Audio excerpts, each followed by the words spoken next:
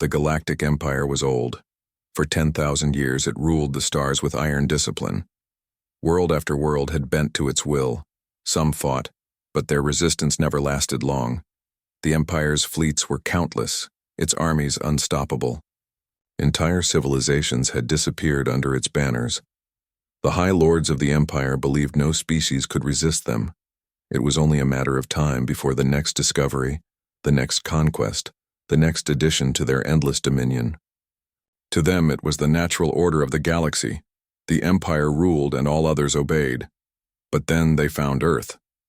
It began with signals. Strange radio bursts reached their listening posts at the edges of controlled space. At first, the analysts assumed it was another primitive race sending out its first transmissions into the void. That was common. Newly discovered species often shouted their existence into space, unaware of the predators listening. When the signals were decoded, however, something felt different. The humans did not just broadcast greetings or peaceful music. Their transmissions were chaotic. News reports about conflicts, songs of defiance, dramas about betrayal, and speeches filled with fire. It was as if the humans had a strange obsession with struggle. The Empire decided to investigate. A fleet of survey ships was dispatched. Their orders were simple: study the humans, record their progress, and prepare them for eventual annexation. The Empire was certain Earth would fall as easily as all the others. Yet when the ships entered the Sol system, they did not find a primitive species staring at the stars in wonder. They found a species already spreading among them. Colonies were being built on Mars and the moons of Jupiter. Mining stations hung in the asteroid belt. Human ships, though small compared to Imperial cruisers, darted confidently between worlds. Fleet Commander Admiral Varrock was unimpressed. "They are ambitious," he told his officers, "but weak. They have no shields, no plasma weapons, no warp drives. They are children building sandcastles in the void. The Empire will sweep them aside." Still, protocol demanded contact. So the Empire sent an envoy. The humans accepted the invitation. Days later, on the Empire station above the colony world of Trasin, a human delegation arrived. They came in a ship far smaller than the Imperial vessels. Its hull was patched and scarred, clearly repaired many times. Imperial officers sneered at the sight. But when the humans disembarked, the mood shifted. They were not cowed. They walked with steady steps, their faces calm but sharp. The leader of the group, a woman named Captain Elena Reyes, met the stares of the aliens without flinching. She carried no weapons, yet she moved as if she needed none. The Imperial lords gathered in the grand chamber. It was a vast hall of obsidian and steel, lit by banners of the Empire's crest. Every conquered species had once stood here, trembling and begging for mercy. The lords expected the same from humanity. Reyes stood before them, her voice clear. "We are the representatives of the human race," she said. "We come in peace, but we must be direct. If you seek friendship, we welcome it. If you seek trade, we are open. But if you seek war, do not. You will regret it." The chamber fell silent. For the first time in memory, an envoy from a new species had not begged, not pleaded, not even asked for terms. Instead, they had delivered a warning. "Admiral," Varrock rose to his feet, his scales gleaming under the hall's light. "You dare threaten the Empire?" he hissed. "Do you know who we are? We have ruled this galaxy before your kind even lit fire on your homeworld. We are eternal." Reyes did not blink. "Then you should understand. We are not threatening." "Hugh, we are warning you. Do not start a war with us. You won't like how it ends."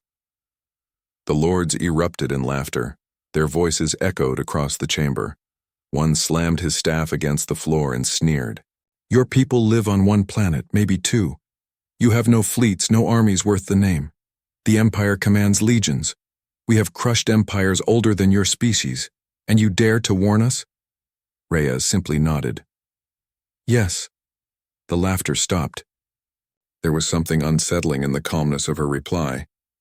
The lords expected fear, but all they saw was certainty. Varrock leaned closer, studying her. "Why? Why do you speak with such arrogance?" Reyes answered with quiet strength. Because you do not know us. You have ruled for 10,000 years, without war. We have never known peace for more than a generation. We have fought ourselves for as long as we can remember. Kingdoms, empires, nations, tribes, always in conflict. Our history is written in battles. Our cultures are shaped by struggle. Our very survival comes from war. You think we are weak because we are new to the stars. But war is not new to us. It is what made us. The chamber was silent again. The lords exchanged uneasy glances. The humans did not sound like the others they had conquered. They did not tremble or kneel. They stood unbroken. Finally, Varrock snarled. You will learn your place. The Empire does not fear words. Reyes met his gaze. Then remember ours when the time comes. With that, the humans turned and left the chamber. Their small ship departed the station soon after, vanishing back toward their home system. The lords laughed again once they were gone, though the laughter was thinner this time. They mocked the humans, calling them arrogant primitives. Yet a shadow of doubt lingered in the air. For the first time in centuries, the Empire had been warned. The warning of the humans spread through the Empire's High Council like wildfire. Most of the lords dismissed it. To them, humanity was nothing but a small species clinging to a single world and a handful of colonies. Their technology was crude. Their fleets were few, their weapons outdated. The Empire had crushed far greater civilizations with ease. Still, Admiral Varrock could not forget the look in Captain Elena Reyes's eyes. It was not the arrogance of fools. It was something deeper, something forged in fire. But the Empire did not allow doubt. Varrock's fleet was ordered to make an example. The humans had built a colony in Proxima Centauri, their nearest star beyond Sol. It was small, only a few thousand settlers, with a defense force of corvettes and orbital cannons. The Empire chose it as the first target. 1,000 Imperial warships entered the system. Their arrival darkened the skies of Proxima Colony. Massive cruisers and destroyers cast shadows across the settlement's domes. For the settlers below, it was like seeing the sky filled with thunder. Varrock's flagship broadcast a message. Humans of Proxima, you are subjects of the Galactic Empire. Lay down your weapons and surrender. Resistance will bring only fire. The settlers gathered in their command center. Some were afraid, some wanted to flee, but most were silent, staring at the ultimatum. Then their governor, Marcus Hale, spoke. His voice was steady. We warned them, he said. Now it is time to show them we meant it. The order went out. Human ships rose from the colony's docks. They were smaller and slower than Imperial warships, but they moved with sharp purpose. Orbital cannons powered up, their barrels glowing with energy. Across the colony, families prepared for the worst. The first battle between humanity and the Galactic Empire had begun. The Battle of Proxima, the Empire moved with confidence.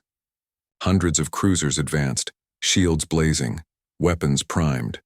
They expected the humans to panic, to scatter, to surrender. Instead, the humans attacked.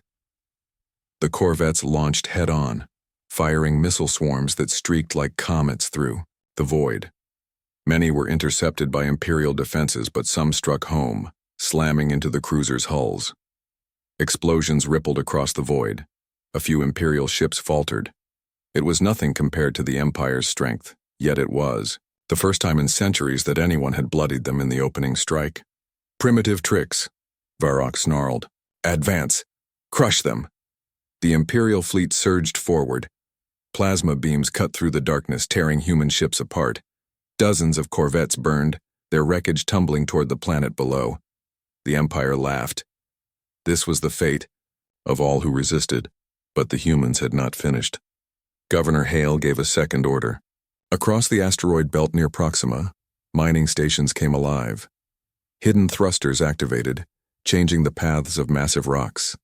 Asteroids the size of mountains began to drift toward the battle. Sir, the humans are moving asteroids into our path, Varrock's officer warned.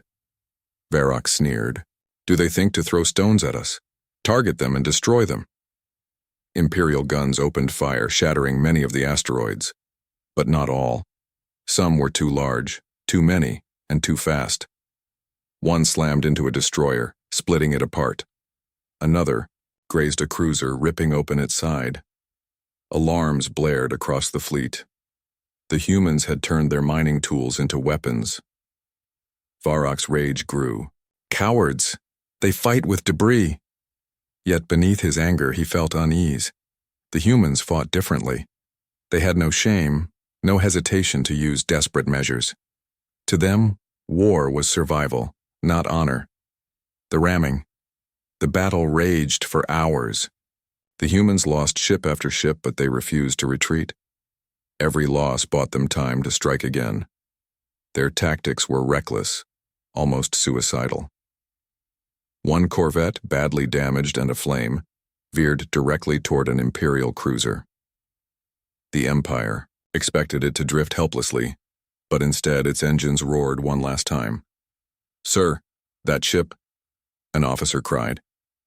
Before Varroc could order it destroyed, the corvette slammed into the cruiser at full speed. The impact ripped both ships apart in a blinding explosion. Shockwaves rattled nearby vessels. The Empire's bridge crews froze. No one had ever seen an enemy sacrifice their own ship like that. To them, war was a contest of strength and numbers, not desperation.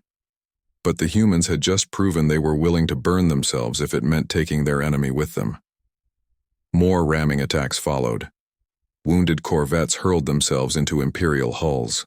Station defenses targeted weak points instead of fighting honorably.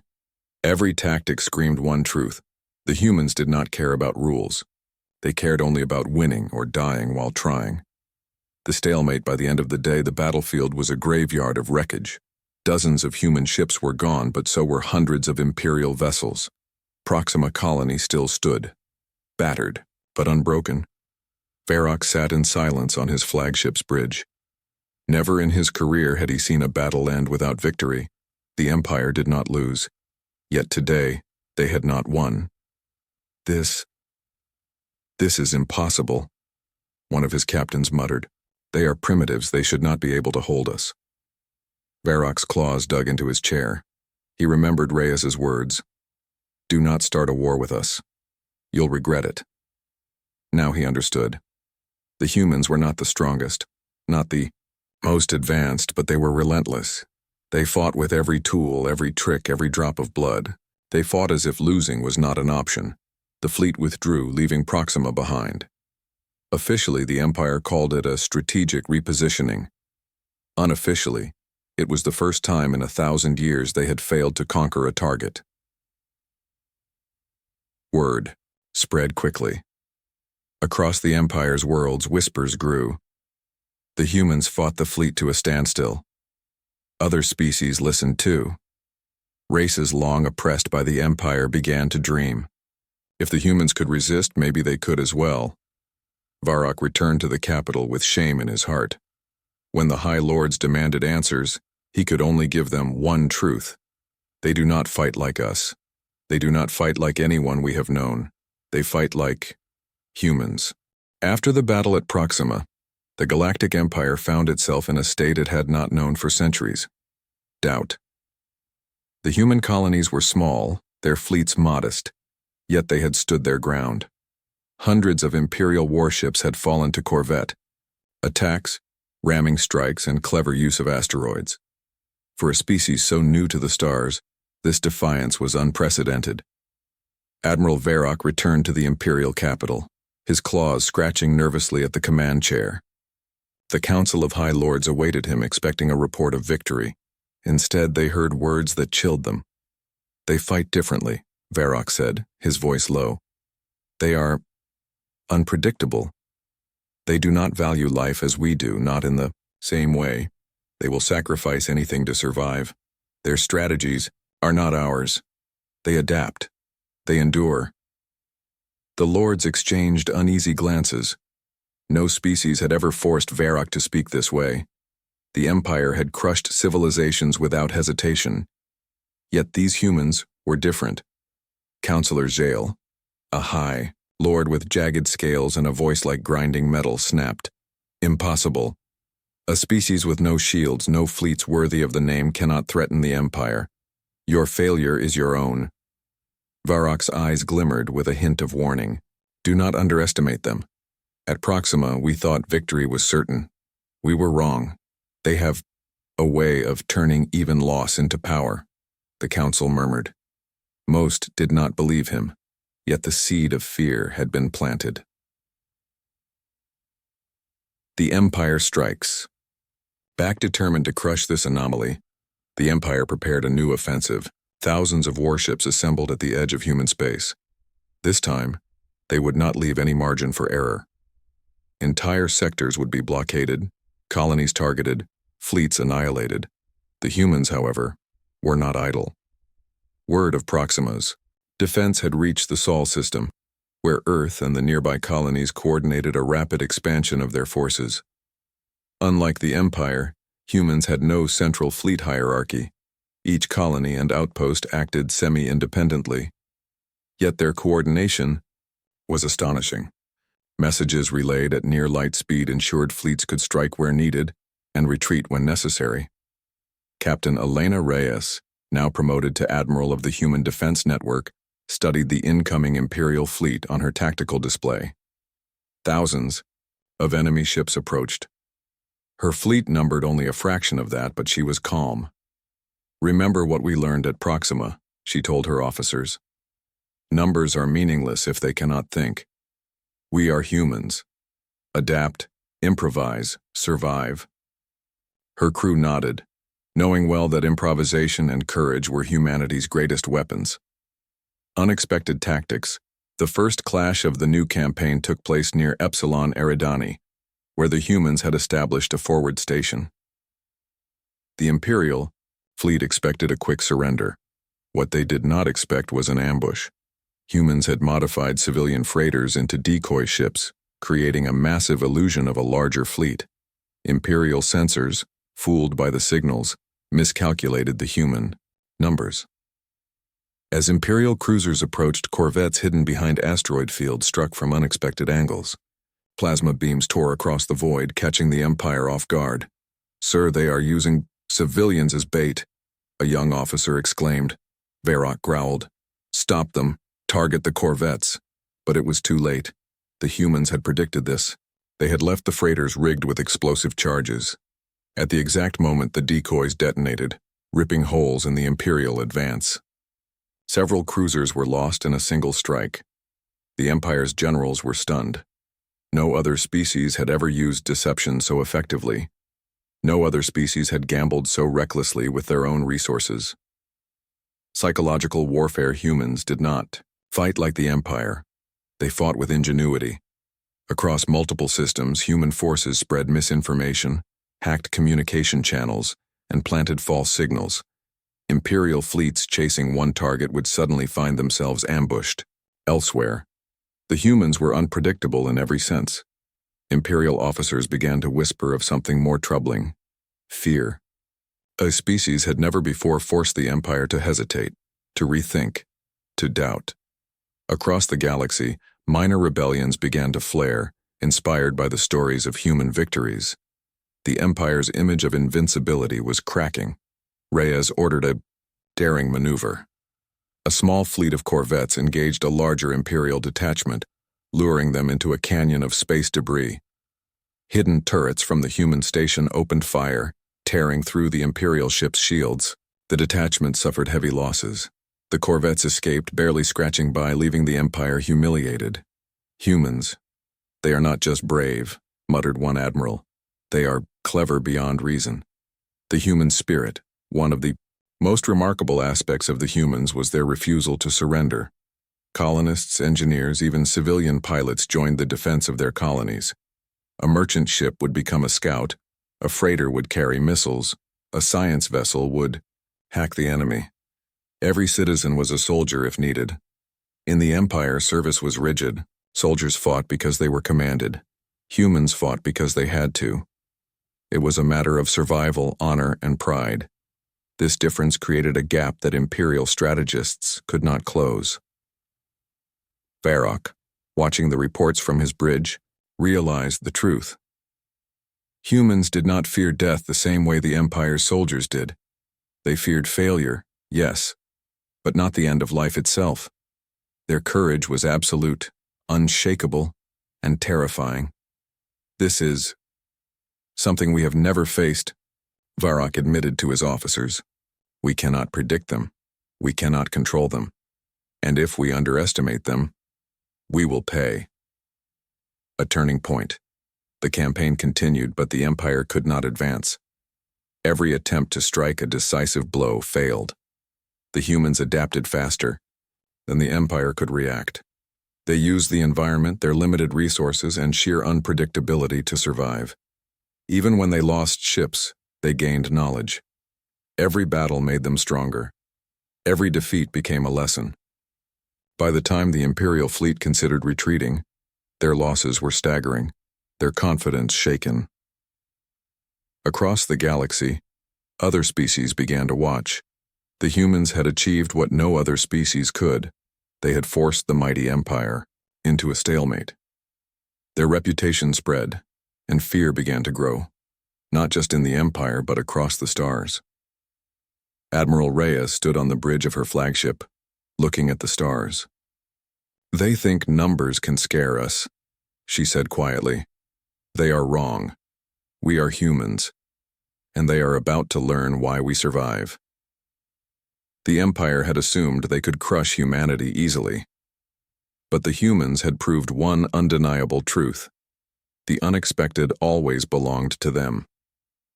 The Galactic Empire had never feared a species before. It had crushed civilizations without hesitation, erased entire cultures with a flick of its fleets, and watched as hundreds of worlds fell into its shadow. Yet now, after repeated failures against humans, a sense of unease spread across the High Council. Something about humanity did not fit the Empire's understanding of the galaxy. Admiral Varrock returned to the Imperial capital for the third time in 2 cycles. His scales were scratched and dulled from battle. His claws tapped nervously against the command chair. Reports from the front lines were horrifying. Every attack, every tactic the Empire tried was countered with ingenuity no other species had ever shown, and the humans were still growing stronger. "Varrock," Counselor Zale demanded, his voice sharper than ever. "Explain yourself. How is it possible that a species with no true fleet, no shields, no advanced weapons, stands against the might of the Empire?" Varrock leaned forward, his eyes hard.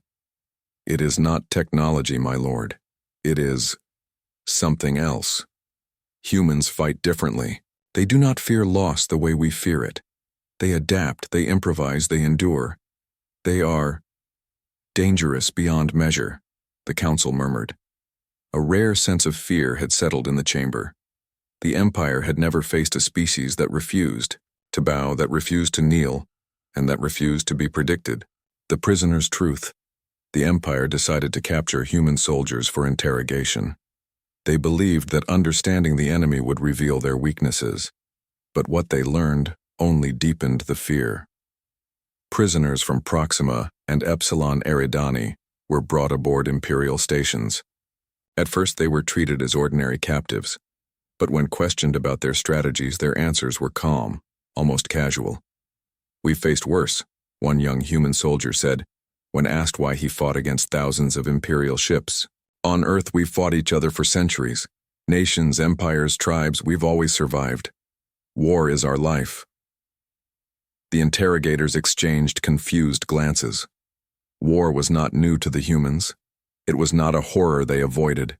It was something they had survived again and again. Entire civilizations on Earth had risen and fallen, yet humanity endured. Another prisoner added, "You think we are small and weak? You think we can be crushed? You have no idea what humans are capable of. You've never faced creatures who can fight, lose, and rise again stronger than before. That is who we are." The Empire had never encountered this kind of defiance. They expected fear, panic, and compliance. Instead, they found calm confidence. Varrock finally understood. Humans did not fight like other species.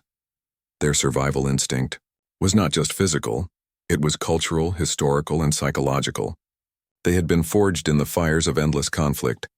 A species forged in fire. Imperial historians began digging into human history, and what they found was astonishing. For thousands of years, humans had been at war with themselves. Kingdoms rose and fell, cities burned, and empires collapsed, but the species endured. Every defeat became a lesson, every loss a tool for growth. Even the smallest human settlements had learned to fight and survive under impossible odds. Their history was filled with stories of courage, resilience, and unexpected victories. They had survived plagues, invasions, and natural disasters. They had faced extinction many times, yet they persisted. The council began to realize why the humans had been so unpredictable in battle. The Empire's soldiers fought because they were commanded. Humans fought because they had no other choice. Their tenacity could not be broken, their courage could not be bought, and their creativity could not be contained. Councillor Gale spoke quietly, almost to himself. They are unbreakable, not because of their weapons, but because of their history, their spirit. No species like this has ever existed. Varrock nodded. They are not just another species. They are the ultimate survivors. To fight humans is to fight evolution itself. The Empire's panic. The revelations spread quickly through the Empire. Fleet commanders grew nervous. Strategists debated endlessly, and High Lords argued about how to respond. Fear, something foreign in the halls of power, began to take root. The Empire attempted to launch a massive offensive against the humans. Millions of troops and thousands of ships were sent to overwhelm the colonies. But every attack was countered with precision. Humans used every trick imaginable: false retreats, ambushes, environmental hazards, and psychological tactics that left Imperial officers bewildered. Even when humans lost territory, they gained knowledge. Every defeat made them smarter. Every sacrifice bought them time. Every clever maneuver taught them what to do next. The Empire began to see a terrifying truth.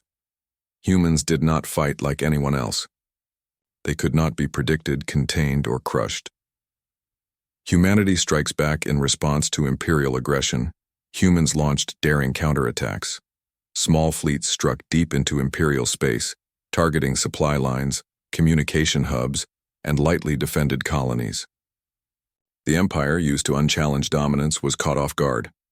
One daring raid led by Admiral Reyes herself infiltrated an Imperial shipyard. With a small fleet of corvettes and stealth craft, they disabled dozens of capital ships before slipping away. The Empire was furious, but more than furious, they were confused. How could such a small force achieve so much? The humans fight like no other, Varrock muttered, watching reports. They are not only brave, they are unstoppable in ways we cannot understand. Across the galaxy, whispers spread. Other species began to rally behind the humans' defiance. Rebellions flared, and once loyal worlds questioned their allegiance. The humans' reputation was growing faster than any fleet could suppress it. A council in crisis. The High Council convened again. Panic was clear on every lord's face.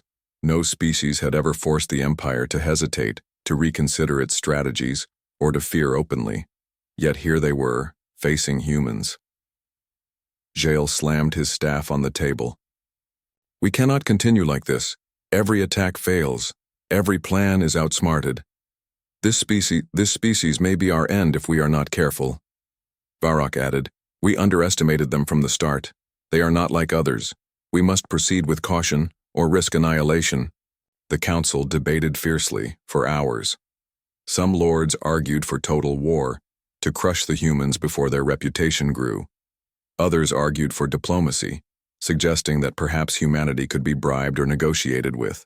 But the humans had made it clear from the beginning. War with them would be catastrophic. Finally, the council realized a bitter truth. The humans' warning had not been empty. They were not bluffing. To fight humans was to fight a species that had survived everything and adapted beyond expectation. The revelation Varrock finally spoke to the council, his voice heavy with the weight of realization. The humans are not the enemy we expected. They are something else entirely. Their survival instinct, their adaptability, their courage, it is unmatched. They do not fear us because they have faced worse. They do not obey because they cannot be commanded.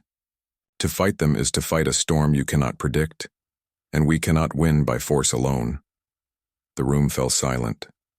For the first time in millennia, the Empire understood that victory might be impossible.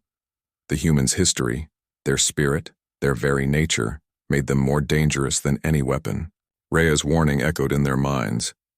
Do not start a war with us. You will regret it. Now, the Empire finally understood what she had meant. The Galactic Empire had faced countless civilizations, but none like humanity. They had underestimated humans at first, dismissed their warnings, and even laughed at their threats. Yet the battles of Proxima and Epsilon Eridani had shattered the Empire's confidence. Humanity had shown a level of resilience, ingenuity, and courage that no other species possessed. Admiral Varrock sat in the council chamber once more. His scales were dull and scarred, a reflection of the battles he had fought and the lessons he had learned too late. The council's lords were divided. Some demanded total annihilation of human space, refusing to accept that a mere species from a small star system could pose a real threat. Others argued that continued aggression was foolish, a waste of lives and resources. Varrock spoke with quiet authority. We cannot crush them. Not by numbers, not by weapons, not by any method we have ever used. They fight differently. They adapt. They survive. We have seen it firsthand. A tense silence filled the chamber. No one wanted to admit it, but the truth was undeniable. Humanity's counterattack. While the Empire debated, humanity did not wait. The humans launched coordinated strikes across multiple systems, not to conquer but to warn. Small fleets targeted Imperial supply lines, communication hubs, and lightly defended colonies. Each strike was precise, efficient, and executed with minimal casualties. Captain Elena Reyes led one of the largest raids. Her fleet approached a massive Imperial supply station near the Orion Belt. Using stealth maneuvers and clever feints, human ships disabled key infrastructure without alerting the main Imperial fleet. Imperial officers were baffled. The humans struck, vanished, and struck again elsewhere. Every action sent a clear message. Humanity was not a species to be trifled with. Rebellion among the stars. The human victories inspired fear and hope. Other species under Imperial rule began to question their loyalties. Whispers of rebellion spread from the outer rim to central sectors. If humanity could defy the Empire, perhaps they could too. Planets that had once obeyed without question now hesitated. Governors delayed orders, fleets refused deployment, and citizens began organizing clandestine support for human forces. The Empire had maintained control through fear for thousands of years, but humans had demonstrated that fear alone could not guarantee obedience. Admiral Varrock observed these developments with a mixture of dread and respect. The humans' impact was not just on the battlefield, it was changing the very fabric of the galaxy. The warning repeated Rhea sent a message across the Empire. We warned you. We fight to survive, to protect our people, and to ensure freedom. If you continue this war, you will see the consequences. Do not underestimate us. Unlike their first warning, this one carried the weight of action. It was not words alone that spoke. It was the result of countless battles, clever strikes, and the survival of humanity against impossible odds. The Empire could no longer ignore the humans' message. For the first time in its history, it felt the sting of fear, a fear born not of weapons, but of a species whose spirit could not be broken. The Empire's retreat. After months of futile attacks, the Empire made a decision. To continue the war would cost countless ships, billions of lives, and possibly destabilize their entire control over the galaxy. Reluctantly, the Council voted to withdraw from human space. Varrock oversaw the retreat. Imperial fleets left the colonies largely intact, leaving humans in control of their systems. It was not a victory by conquest, it was a concession born of respect and fear. Across the galaxy, the humans' reputation grew. Stories of their ingenuity, bravery, and survival spread to every corner. They were no longer just a new species. They were a symbol of resistance, a reminder that even the mightiest empire could not dominate everything. Humanity's legacy. In the aftermath, humanity did not seek revenge. They did not conquer the empire or impose their will on others. Instead, they strengthened their colonies, improved their defenses, and prepared for the future. Their victory was quiet, but it was permanent. The empire had learned a lesson that would never be forgotten. Humans were not ordinary. They could endure loss, adapt to any situation, and fight with a courage and ingenuity unmatched in the galaxy. Captain Elena Reyes stood on the bridge of her flagship, looking out at the stars. "We warned them," she said softly. "We did. Not fight for conquest. We fought so they would understand that humans are not to be underestimated, and now they do." Across the galaxy, those words echoed. Every planet, every fleet, every alien species now understood a truth that humans had known all along. To underestimate humanity was to invite disaster. The final impression. The Galactic Empire, once unchallenged and feared, had been forced to acknowledge the humans. They had faced a species that thrived in adversity, that embraced struggle as part of their identity, and that refused to bow. The Empire could continue to rule many worlds, but the story of humanity would remain a warning, etched across the stars. "Do not start a war with us, you will never win." And so, humanity's legacy began, not through conquest, but through courage, survival, and the unbreakable spirit that had carried them from the fires of Earth to the stars themselves. The galaxy would remember them forever, not just as survivors, but as a species unlike any other, a species worth warning.